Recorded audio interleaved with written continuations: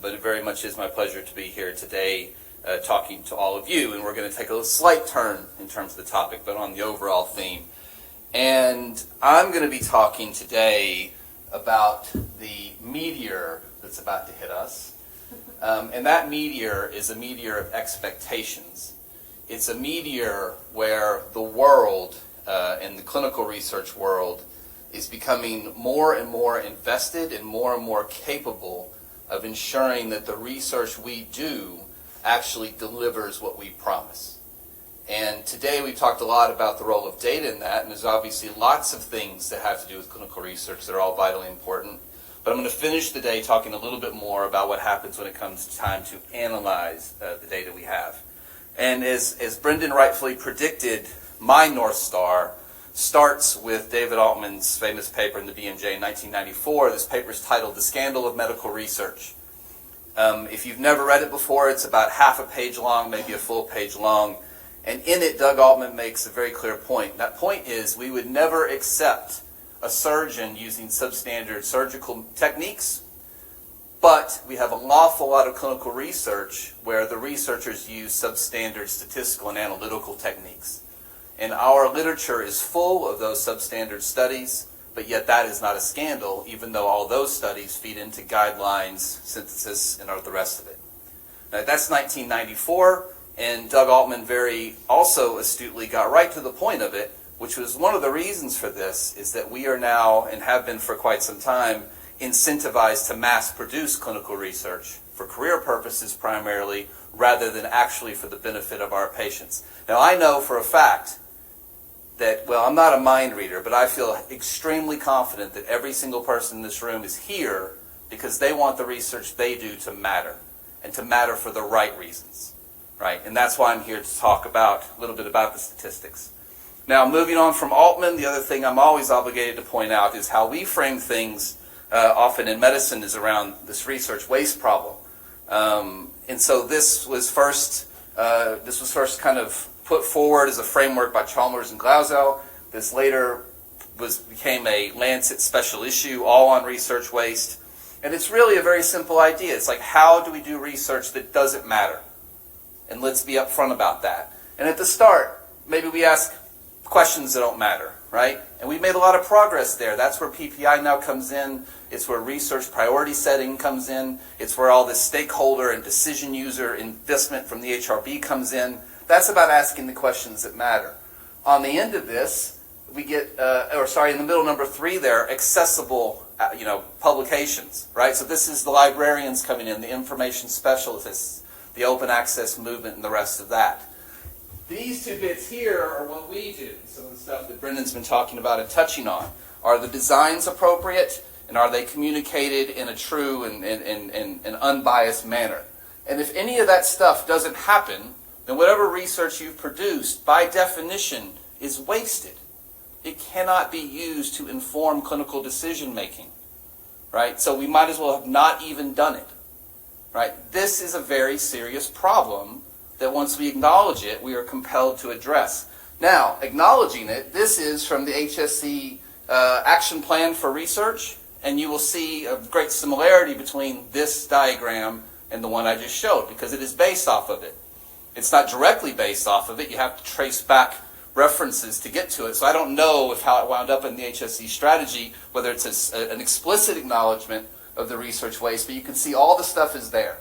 Right? This is the framework that is coming through and how we're going to build research in the HSC moving forward.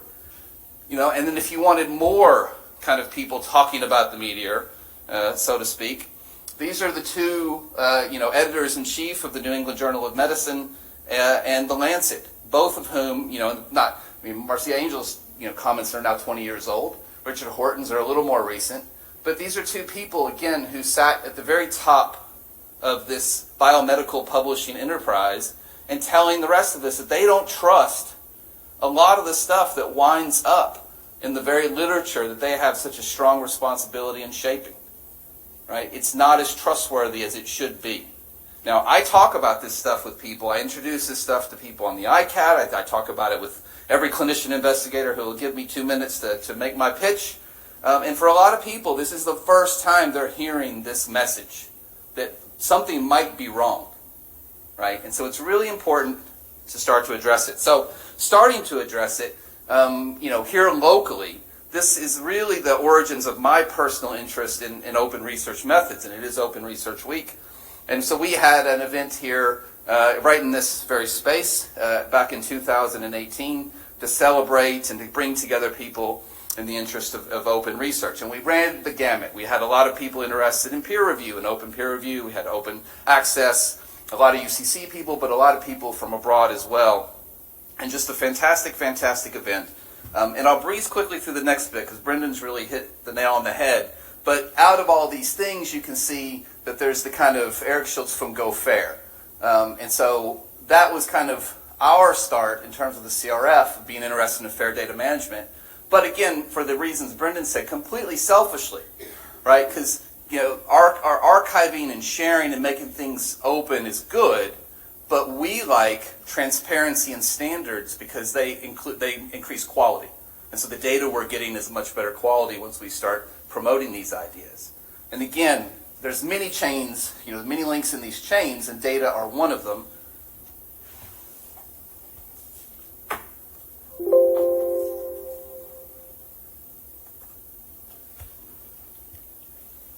And if it goes wrong, everything that follows goes wrong. I can't believe you didn't show this, one of our favorite examples. It's fair enough. And people using Excel and they're entering data in, and people are finding that genetics papers have errors because what Excel is doing to the data is changing the data. Right? That's kind of incredible. And there's also a provenance issue. This is an editor-in-chief of Molecular Brain. This is from 4 years ago.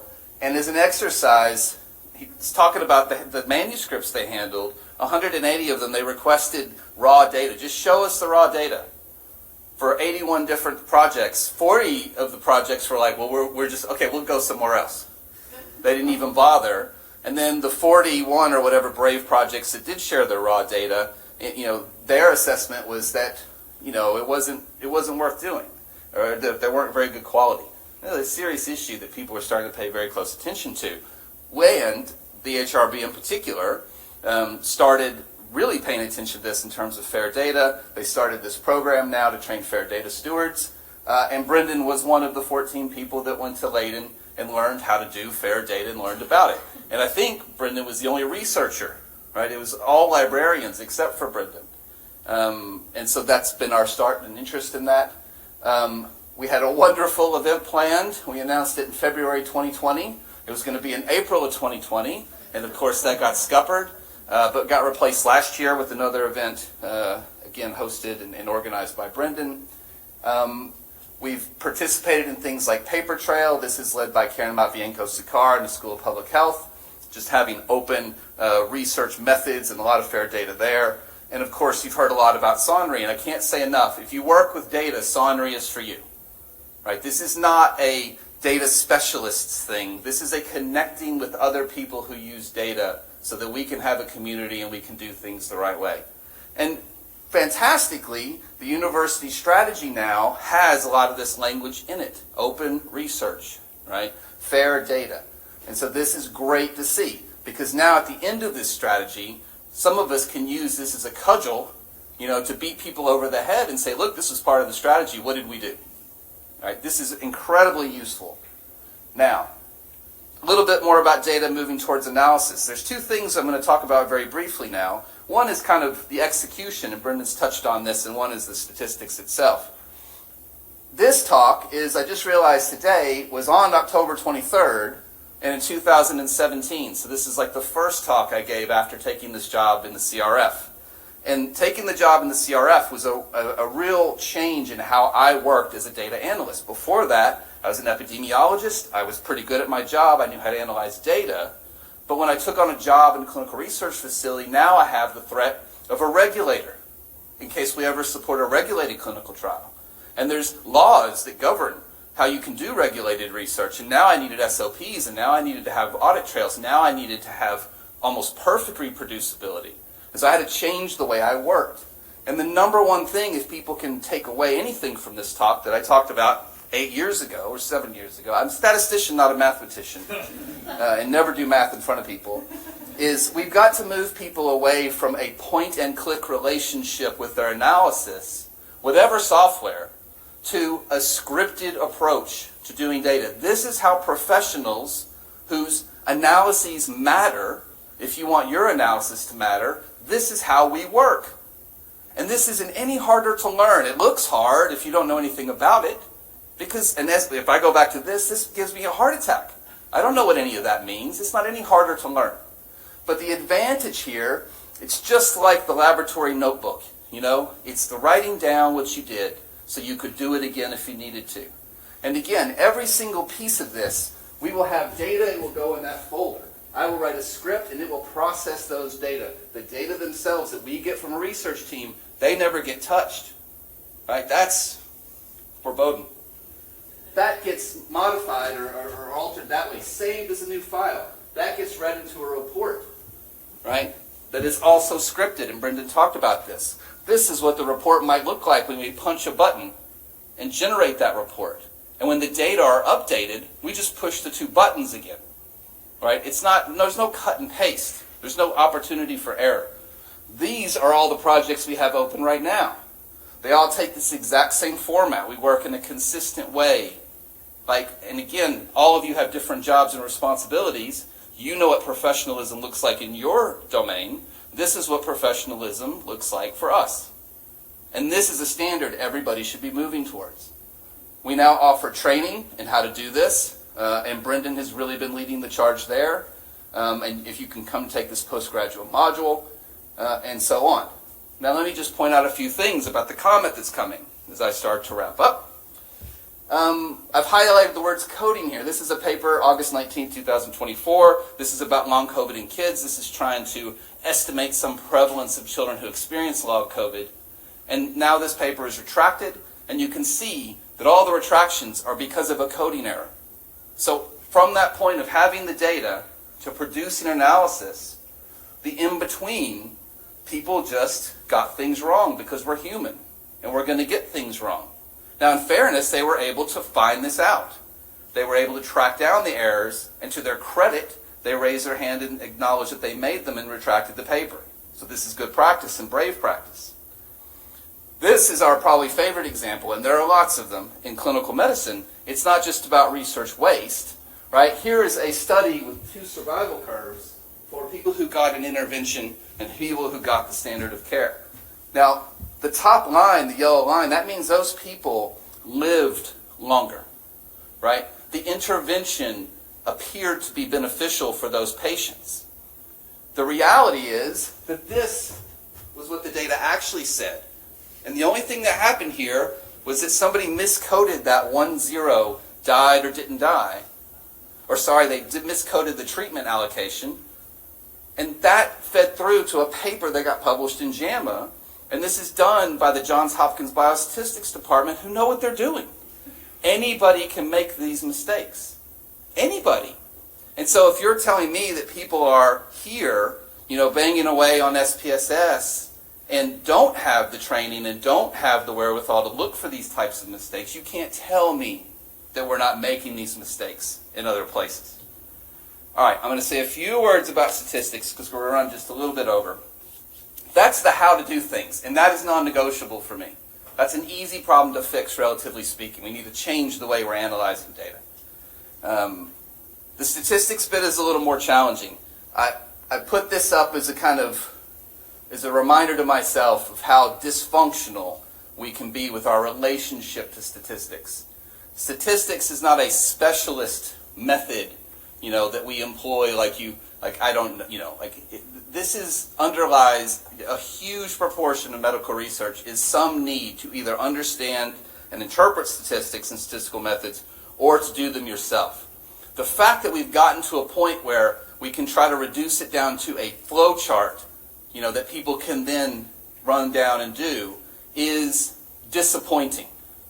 Right? We don't do that with many other things.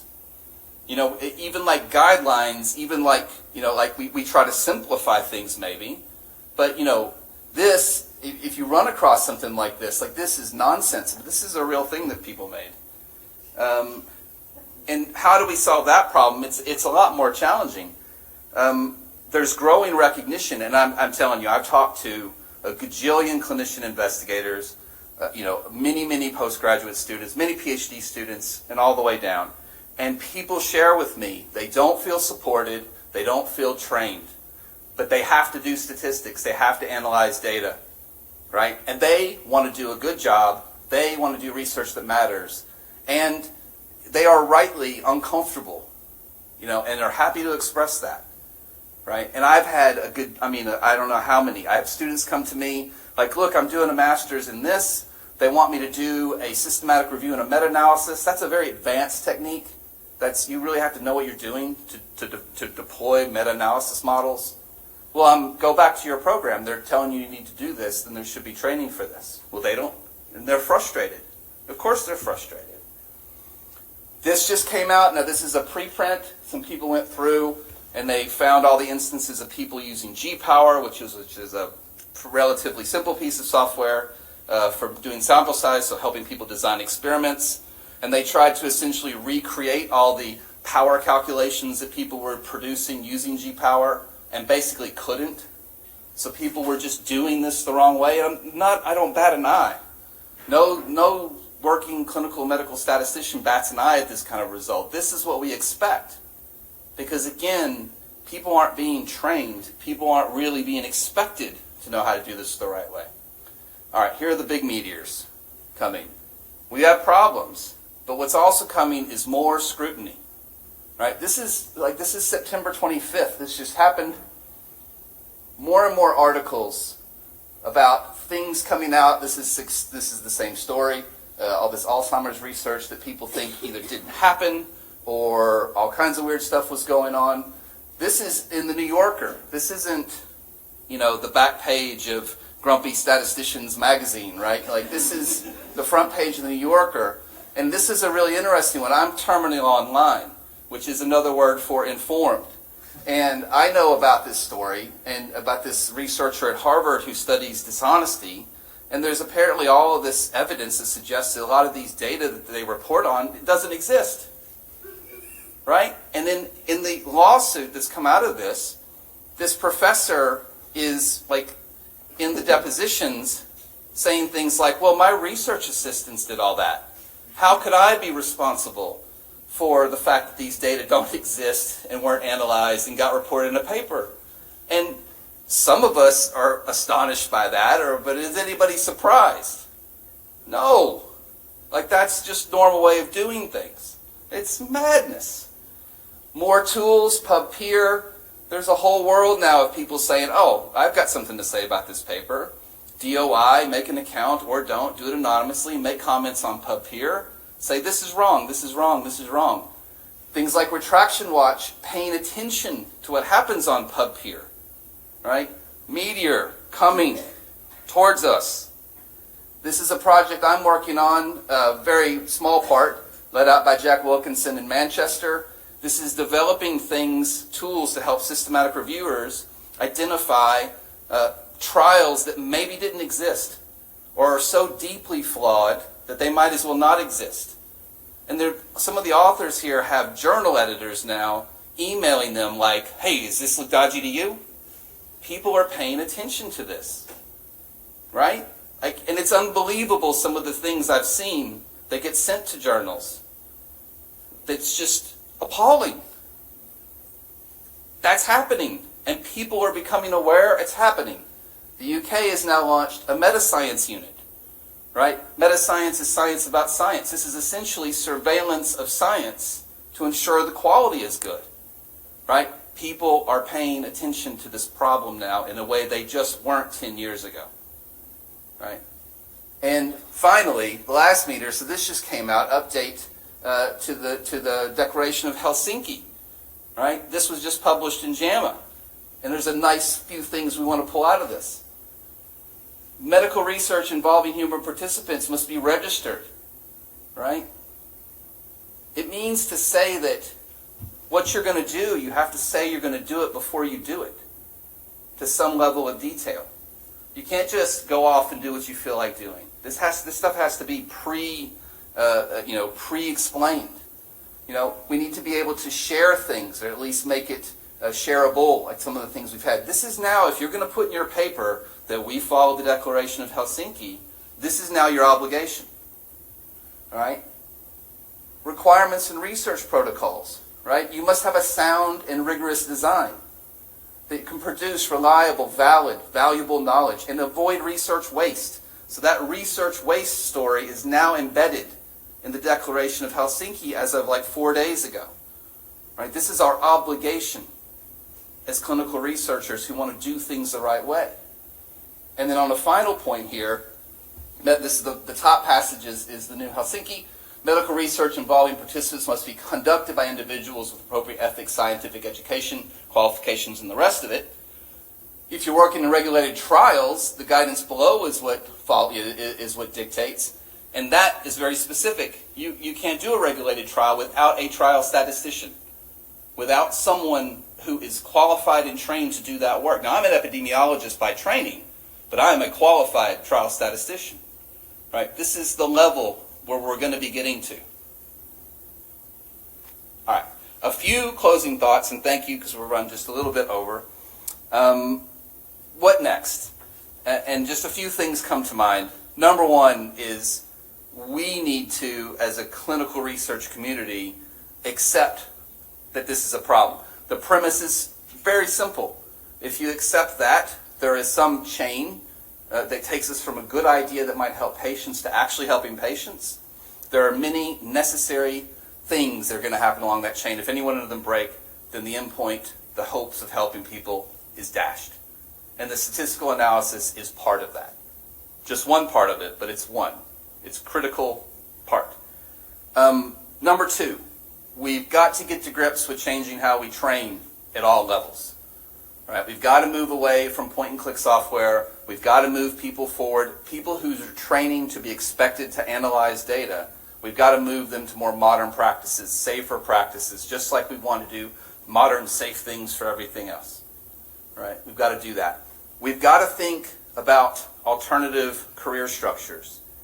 You know, I'm in a really good position. I'm on an academic pay scale.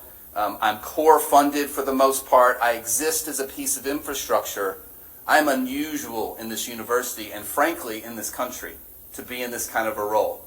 Other statisticians around are not funded that way. They have their own grants, lots of teaching and all the rest of it. They may or may not be available to help you with your project. They may not want to help you with your project, I'm so sorry to suggest. Right? It's just not a sustainable solution. And so just like we need career paths for data stewards and IT people and all the rest of the things that are required to make research work here, we need to consider how to do this part, the statistics part. And I don't have any easy answers